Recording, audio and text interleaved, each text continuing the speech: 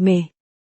Sometimes it is necessary to make a decision for another person, particularly if that person is lacking in knowledge or experience. A child must be prevented from stepping into the road in front of cars, anything else would be considered negligent.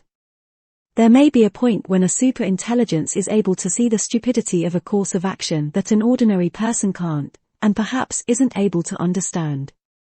Should the superintelligence prevent that course of action at any cost, or allow catastrophe? ChatGPT. The scenario you've described delves deep into the ethical considerations surrounding superintelligences and their potential influence over human decisions and actions. Here are a few facets of this dilemma. Beneficence versus autonomy. In medical and ethical considerations, there's often a tension between beneficence, doing what's best for the individual or group, and autonomy, respecting the individual's right to make their own decisions, even if they might be harmful. The example of preventing a child from running into traffic falls under beneficence. Consent and agency. While a superintelligence might perceive certain actions as stupid or dangerous, it's crucial to respect human agency. This is similar to the principle in many legal systems where adults are allowed to make personal choices as long as they do not harm others, even if those choices might be detrimental to themselves. Transparency and explanation. Ideally, if a superintelligence sought to prevent a course of action, it should strive to explain its reasoning transparently. Even if the explanation is complex, effort should be made to break it down in terms humans can grasp. Potential misuse. Giving a superintelligence the power to intervene in human actions at any cost could lead to potential misuse or unintended consequences.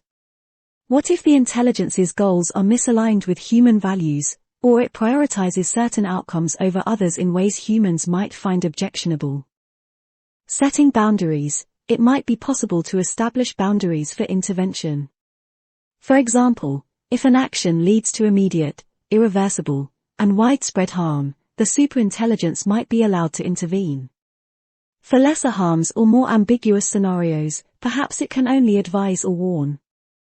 Evolving ethical frameworks. As superintelligences become more integrated into society, ethical frameworks may need to evolve to address these challenges.